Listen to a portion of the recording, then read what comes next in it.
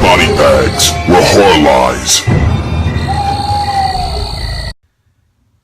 Hey, what's going on, everybody? Welcome back to BodyBags. It's week 163, and I'm your Sunday host, Bourgie86 here again.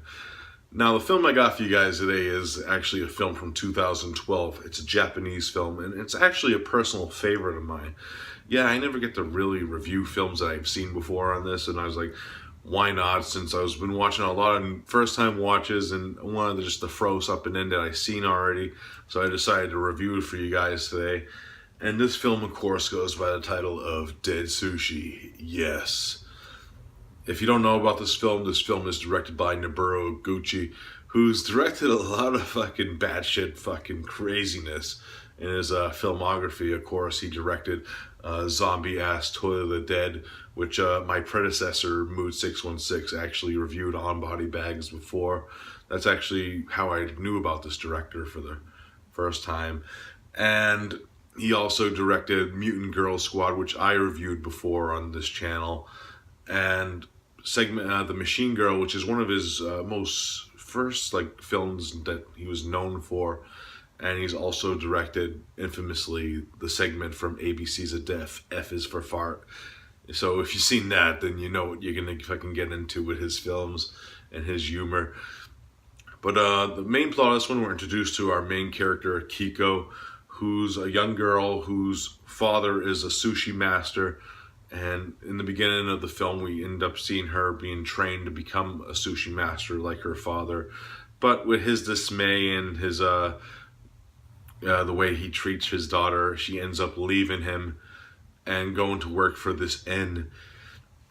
Now, when she gets to this inn, the owners of the inn, the co-workers, and the guests, or these group of pharmaceutical companies, actually kind of ridicule her in a way. They play pranks on her and ridicule her and make her feel unwelcome there. The only one that she gets in touch with is the groundskeeper, who is a very nice dude when you first meet him. But unbeknownst to them, actually, one of the former workers of this pharmaceutical company actually ends up following him there, and he was like a drug specialist and serum, and he actually perfected this serum that bring back dead things back to life. So he ends up using this serum into the sushi at this inn and bringing it back to life, and it becomes like this killer sushi film. And the sushi ends up being batshit crazy, and it's up to whoever's left alive to try to survive and stop this sushi from spreading and taking over the world, pretty much. And that is pretty much the main plot of this film, without going more crazy into it. Now, with a plot like that, you gotta think of yourself, what the fuck?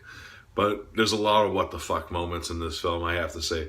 Now, the sushi effects are fucking awesome. It's a mixture of I think some cartoony CGI, but it's fits well with this type of film, and of course some great effects with close-ups and gore effects by Yoshiro Nishimura, of course the famed director of Tokyo Gore Police, who does an amazing job on the effects, the practical effects of the actual sushi creatures and other creatures that happen in this film.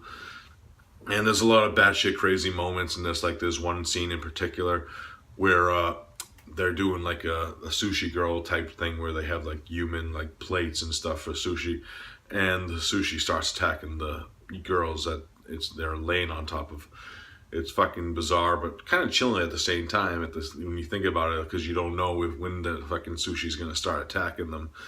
But it's fucking brutal. Now, Rina Takeda, who plays Kiko, does an amazing job in this film.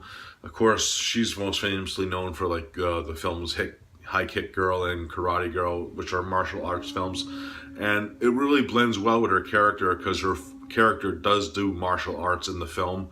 And it's kind of an odd scene where her and the groundskeeper character, who we find out later is a former sushi chef, actually connect, and they end up being the main force to save the day in this film. And their characters really work well together, and I like the interaction with them. And there is some goofiness in this film, of course. There's this weird like love triangle with the head of the end's wife and the new sushi chef, who the wife is played by actually Asami from Gunwoman and Machine Girl, of course, and who's in a ton of Noburu Iguchi stuff. And there's this one weird fucking scene where they do like this weird kiss with like an egg, and it's like weird, and it kind of made me gag in some scenes because of the sounds they were fucking making when they were fucking kissing with this fucking egg in their mouth. I was like, oh god. But yeah, if this one actually doesn't have a lot of like, if you know like Noburu Iguchi's work, he does like a lot of fart jokes in his films. There's only like one major one in this film, but that's about it. If you've seen a lot of his other films, there's a shitload of them more.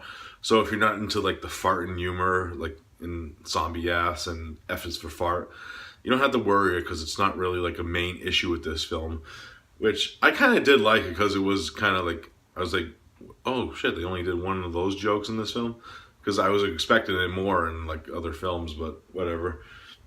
But yeah, the sushi effects are great, of course. Like there's one major scene where fucking this guy has two things of sushi attached to both sides of his face, and it stretches his face off. Literally, like, pretty much, it's fucking awesome effects. Of course, Nishimura never disappoints with the effects. Of course, his body horror effects are pretty amazing if you've seen his work before. But yeah, I had a blast with this. This film's just super fun, and it's nothing to take too seriously, because you are dealing with a film about killer sushi pretty much, and it's fucking awesome. If you haven't seen Dead Sushi yet, I highly recommend it. It's one of those horror comedies that got me first into like Asian humor and shit, and it's one of really good to start with actually, because it doesn't take, it is batshit crazy, but it's not too batshit crazy like a lot of other Noburu Iguchi films, and it's just a fun hell ride.